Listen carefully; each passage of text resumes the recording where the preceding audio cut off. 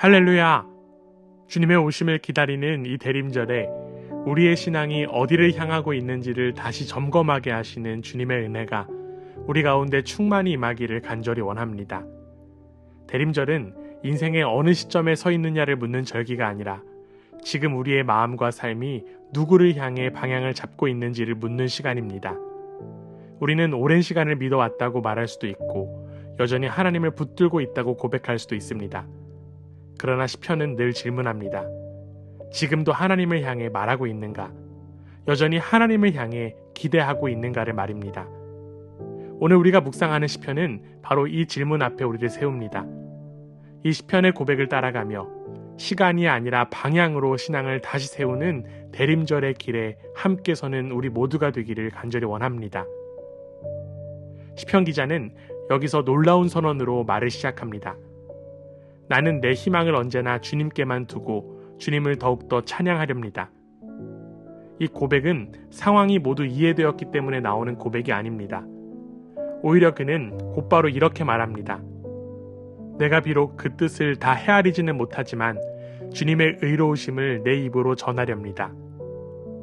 시편 기자는 하나님의 뜻을 다 이해하지 못한다고 솔직하게 인정합니다. 그럼에도 그는 찬양을 멈추지 않겠다고 말합니다. 여기서 중요한 것은 순서입니다. 이해가 먼저가 아니라 희망을 두는 방향이 먼저입니다.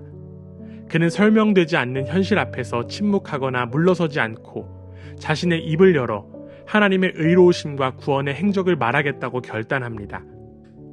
이어지는 16절에서는 그 찬양이 더욱 분명한 방향을 가집니다. 그는 성전으로 들어가 하나님의 능력을 찬양하겠다고 말합니다. 이는 개인적인 감정의 표현을 넘어 공동체 앞에서 하나님이 어떤 분이신지를 다시 증언하겠다는 뜻입니다. 시편 기자의 찬양은 감정의 해소가 아니라 하나님이 어떤 분이신지를 다시 붙드는 선택입니다. 시편 기자는 모든 상황을 이해한 뒤에 찬양하는 사람이 아닙니다. 이해되지 않는 현실 한가운데서도 그는 자신의 희망을 하나님께 두겠다고 말합니다. 설명할 수 없는 자리에서도 입을 닫지 않고 하나님의 의로우심과 구원의 행적을 말하겠다고 선택합니다. 이 찬양은 감정의 표현이 아니라 하나님을 향한 방향을 다시 붙드는 고백입니다. 시편 기자의 찬양은 한순간의 결단으로 끝나지 않습니다. 그는 자신의 선택을 삶 전체의 이야기 속에 놓습니다. 하나님, 주님은 어릴 때부터 나를 가르치셨기에 주님께서 보여주신 그 놀라운 일들을 내가 지금까지 전하고 있습니다. 지금 드리는 찬양은 즉흥적인 고백이 아니라 오랜 시간 쌓여온 기억 위에 서 있는 고백입니다. 시편 기자는 현재의 어려움을 삶의 전부로 보지 않습니다. 그는 자신이 어디에서 시작되었는지를 기억합니다. 어릴 때부터 하나님께 배웠고 그 하나님이 행하신 일을 지금까지 말해왔다고 고백합니다. 이해되지 않는 현실 속에서도 찬양을 선택할 수 있었던 이유는 하나님이 한 번도 신실하지 않으셨던 적이 없었기 때문입니다. 그래서 그는 나이듦 앞에서도 침묵하지 않습니다. 내가 이제 늙어서 머리카락에 희끗희끗 인생의 서리가 내렸어도 하나님, 나를 버리지 마십시오. 주님께서 팔을 펴서 나타내 보이신 그 능력을 오고 오는 세대에 전하렵니다. 몸은 쇠약해질 수 있지만 신앙의 방향은 뒤로 물러서지 않습니다. 찬양은 여기서 개인의 고백을 넘어 사명이 됩니다.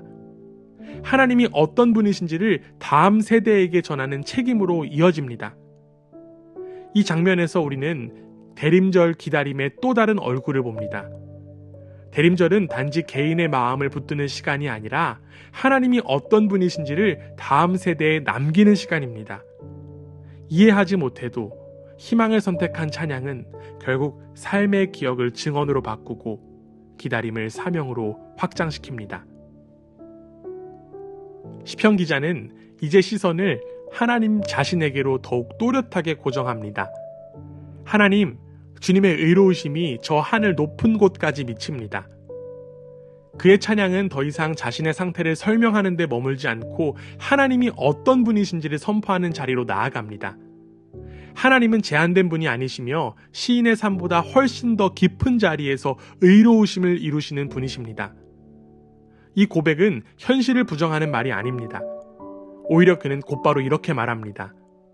주님께서 비록 많은 재난과 불행을 나에게 내리셨으나, 시편 기자는 자신의 인생에 재난이 있었음을, 고통의 시간이 반복되었음을 숨기지 않습니다. 그러나 그는 그 자리에서 멈추지 않습니다. 하나님께서 나를 다시 살려주시며 땅 깊은 곳에서 다시 이끌어내주실 줄 믿는다고 고백합니다. 찬양은 고통이 없었다는 말이 아니라 고통보다 크신 하나님을 붙드는 믿음의 언어입니다. 그래서 그는 미래를 향한 기대를 말합니다. 주님께서는 나를 전보다 더 잘되게 해주시며 나를 다시 위로해 주실 줄을 믿습니다. 이 말은 단순한 회복의 낙관이 아니라 하나님께서 끝까지 책임지시는 분이라는 신뢰의 표현입니다. 찬양은 여기서 기다림의 언어가 됩니다. 지금의 상태가 마지막이 아니라는 믿음, 하나님이 이 이야기를 여기서 끝내지 않으신다는 확신이 찬양으로 드러납니다. 이 확신은 다시 찬양의 실천으로 이어집니다. 시편 기자는 악기가 등장하는 장면을 통해 자신의 온 존재를 동원해 하나님을 찬양하겠다고 말합니다. 찬양은 입술의 말에 그치지 않고 삶 전체로 확장됩니다. 그리고 마지막에 그는 분명히 말합니다.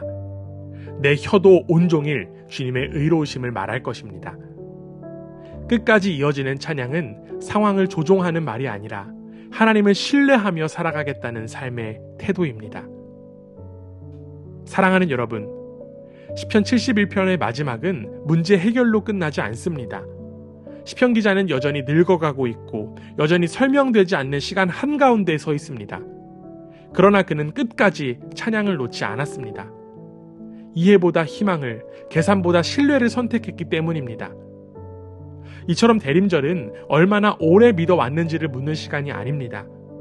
지금도 하나님을 향해 말하고 있는지를, 여전히 하나님을 기대하며 살아가고 있는지를 묻는 시간입니다.